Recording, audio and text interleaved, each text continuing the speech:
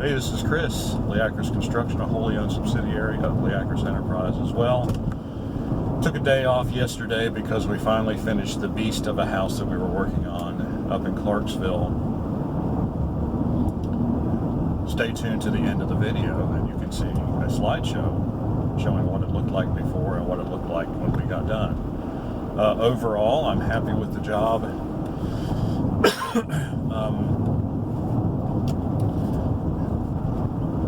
You know, it was one of those, you know, some people think that paint kind of fixes stuff, and I think that's what this owner sort of thought.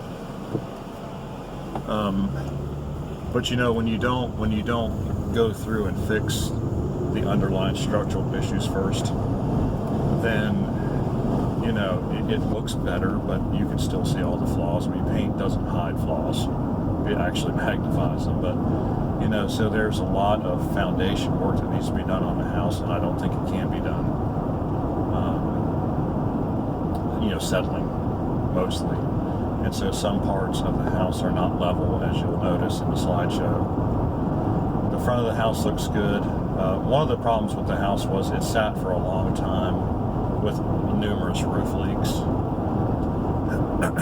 And so when the roofer came in, they didn't replace any, well, they replaced some decking. It was 1x9. And so they replaced some of it, but that was only around back. I didn't see any evidence of any new decking anywhere else.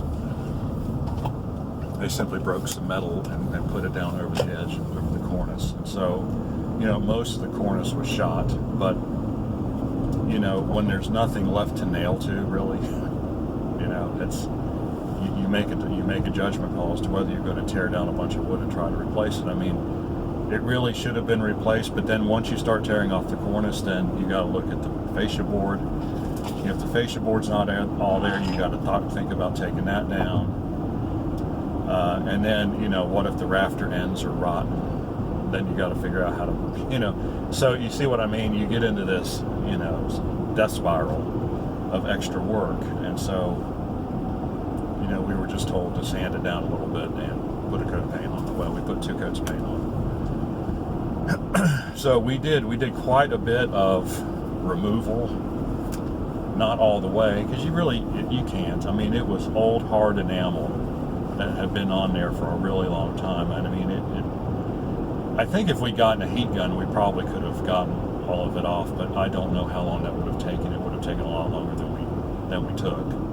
Because we had the thing was, we could have done a better job, but we were limited in time. The time element was limited in that we had a lift to do the really high stuff, and so we only had it for 28 calendar days, and so we had to be done, and so we finished on the 27th day. So we did make maximum use of our time as far as the weather would allow. You know, you get out there, you start at 6, and by 12 o'clock the sun is mercilessly beating down on you, and then you're done, because you've already sweated through 3 shirts. And so, you know, you can't drink enough water and continue to work. I can't, anyway. Maybe that some of you out there can, but I cannot do it, so not anymore. I used to be able to work out in the heat a lot better, but you know, that was 30 years ago. That's not 57, so that's the way that goes. But like I said, you know, I'm still pleased with it. I hated the paint. It's a Sherwin-Williams Duration paint. We've had this discussion before about paint and primer in one. Well, it's not. It doesn't have any primer in it. It's called paint and primer in one, or it's called self-priming because it hides the subsurface so well on the first coat. That's why it's called that. It has extra hiding power because it's so incredibly thick. And that was another thing we ran into when it got hot. When it really started getting hot and the sun was beating down, you know, if you weren't brushing something actively and constantly dipping your brush into paint for even 15 minutes, the brush would start to get hard. You know, and then you'd have to get down. You'd have to take your wire brush, you'd have to run underwater, clean it up all the way, and then you could go back up and paint some more. And that got to be very tiresome. Because when you're on a lift, you know, you got the overhead of going up and down. And it's like, you'd like to be able to, like early in the morning, it was fine, but as soon as that sun got out, and as soon as it started getting hot, that paint started drying right away. And that's because it's so thick. And the other thing I didn't like about the paint was that it didn't flow worth a crap. I mean, it just didn't. You'd go over an area and it would leave. Of course, now the wood was somewhat uneven, but if you got the thinner the paint, the better it flows, right? It just makes sense. Of course, then the more it drips.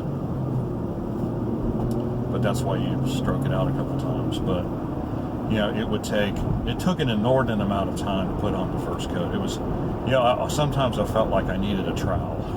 I mean, it is thick.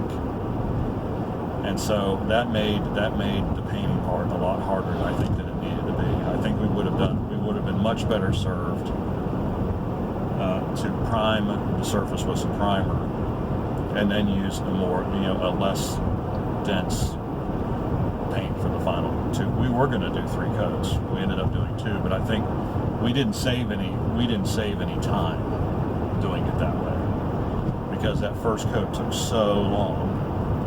A primer coat would go on just like that. You hit it, you're constantly dipping your brush with primer because it's nice and thin. So that's just my observation on that. So I don't really like the paint. I don't see the advantage of it. If it really was self-priming, then I could see an advantage. But since it's just really thick paint, I don't see an advantage. So anyway, stay tuned. We got a little slideshow. It's about 20 pictures, about 2 more minutes. We'll see what we did. Got any questions or comments, leave them in the section below. Like and subscribe. We appreciate when you do. By the way, I will never do a house that size again. I'm never getting up on a lift again. So if you have a big 2-story house and you think that I'm available to help paint it, no, I'm not. I'm sorry. It's strictly 1 story, and really even I don't even want to do exterior anymore. Just like interior. I can go for that. Alrighty. Leave your comments in the section below, like and subscribe. We appreciate it when you do. Stay tuned for the slideshow.